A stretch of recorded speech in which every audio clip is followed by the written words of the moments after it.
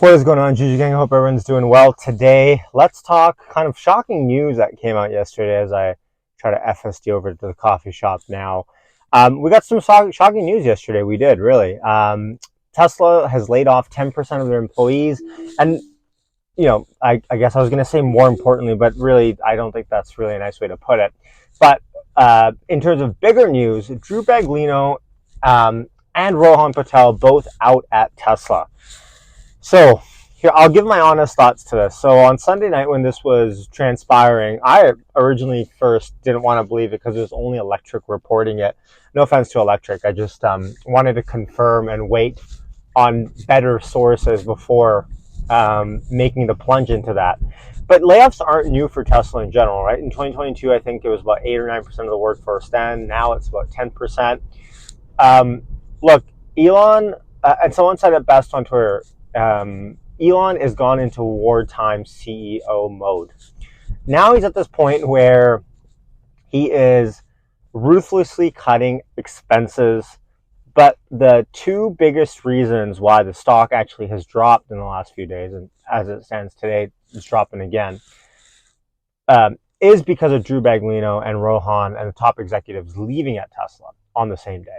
First things first, in general, a sad way to look at this is layoffs, really, I mean, whatever way you slice and dice it, increase EPS, right? If demand stays the same, layoffs happen, EPS increases. We saw this with the Meta layoffs, right? And so originally when this news came out and I had no idea about top execs leaving, I was like, well, sad reality is this might actually be decently good for the stock. Completely wrong. In the last 2 days, stocks has crashed through each day, as we sit here so far. So I think the biggest reason, and JP Morgan put out a note today, it's the confidence that investors have on that demand might not fall even more, but also top executives leaving. I mean, whatever way you slice and dice it, Drew Baglino has been there for eternity, 18 years now. A big role into where Tesla is currently with energy, battery, whatever you want to call it. I saw some reporting out there as well of people saying, well, Elon's not happy with the 4680 progress, and maybe that's why he's cutting. A lot of people, like that. I don't know if that's fully accurate or fair to even say or speculate on. But as it stands, the top executives leaving is not good. And that's what I tweeted out yesterday morning when I saw the news when I first woke up. I said, not good. Because these two executives were tweeting as if nothing had happened just the night before. Okay? And I'm going to make my turn here, and I think we should park. Let's see if it makes the turn. There we go. And this is the dichotomy of Tesla, isn't it? As I sit here in my autopilot-only car that has now turned into an FSD autonomy machine, we talk about the dichotomy of the stock. We talk about the dichotomy of Tesla technology. I mean, boom. Now I'm at my destination here at Waves Coffee. I'm just going to park here. Actually, I'll park up at a spot in front of this guy. I think he doesn't like it when I go from FSD to regular mode. This is the entire dichotomy of the stock, isn't it? Elon sees the future of the company as a robotaxi company. There's no way to slice and dice this. He looks at this. He looks at the stock and he looks at the company and goes, "Why am I bothering fighting?" This is my words, not his. Why am I bothering fighting interest rates, pushing out way more cars every single year to hit this 50% CAGR? Which, by the way, I've heard talks online of people saying that Tesla is not hitting their 50% CAGR. Go Google what CAGR really means. Compounded annual growth rate, long term, 50%. Tesla's exceeded that for a number of years. They could be substantially flatlining and still have that long-term 50% growth rate. But anyways, Elon probably looks at this and goes like, why do I have to fight this? Why do I have to be in a position where I have to look at every single day and I have to go, why do I have to, chump out $5,000 per car when if robotaxis are as close as Elon has confidence in, why not go full gung-ho on that? And that's where we're currently sitting at, this dichotomy of people that believe in autonomy and people that don't. Because the auto business, remember, it's not that the auto business sucks now. It's not, I think I just got stopped out of my option. It's not that the auto business sucks now. It's that the auto business is cyclical. And right now we're in the down cycle of that cycle.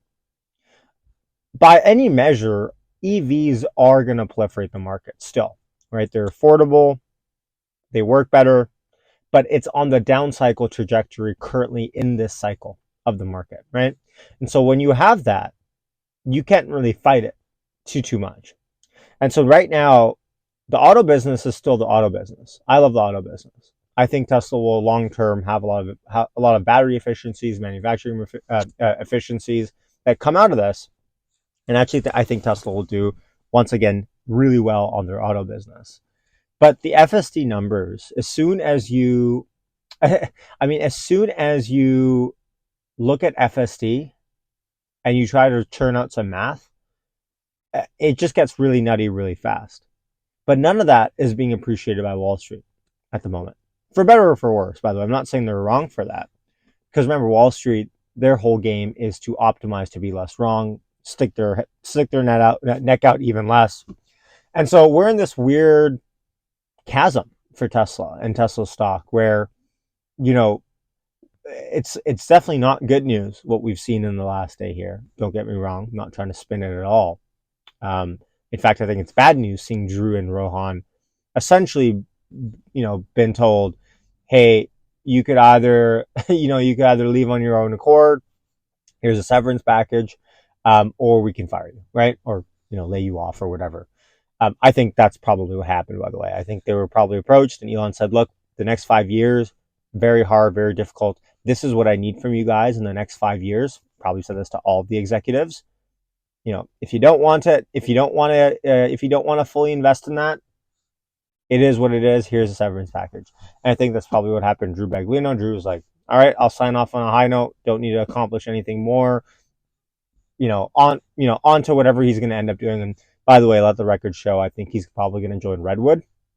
Although last night Jeff Bezos followed Drew Baglino, and you have to think about Rivian there as well. But anyways, so we're in this chasm point, right? April 2024, where we're starting to see FSD V12 really take a next step change.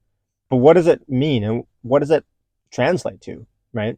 And these are the questions that we wrestle with, because if you're a Tesla bear, you go, V12 is garbage, it doesn't work, and it will never be a robotaxi. Therefore, the auto business is what I look at. And the auto business being in that down cycle is not an excuse, because Tesla is a growth company. If you're a Tesla bull, you go, the auto business is in a down cycle. But when it comes back roaring, and Tesla has the manufacturing efficiencies that it has, and the demand is back where it is when interest rates get higher, or lower, pardon me, and you add on top of that the autonomy of Tesla launching a robotaxi fleet somewhere, and Wall Street being really able to appreciate it in LA or San Francisco, and trying to extrapolate it out to Phoenix and across the country and then across Canada, across the world eventually. And then you add in Tesla bot, which, I mean, essentially is just, a car is a bot, right? But a bot is just a piece of hardware. And we know that Tesla is able to really train up this car to do whatever it wants to do. What's so hard about a little bit of manufacturing, pick and place and stuff like that? And don't even talk about Tesla Energy. It's this kind of it's the widest scoping company I have ever really come across. And Apple gets their hands, Google gets their hands in a lot of things. But Tesla is bar none. I mean, it's the widest scoping company, from robotics to AI to cars to superchargers. Anyways, I'm preaching to the choir. There's no point here. But anyways, I just wanted to document this, and share my thoughts on the layoffs, because my heart goes out to anyone that got laid off. And it does definitely suck to see two of the top executives go out of Tesla. And Elon is back in a wartime CEO mode. So who knows where this goes. It's never a dull day in Tesla land. Much love. Yash signing off. Take care. Peace out.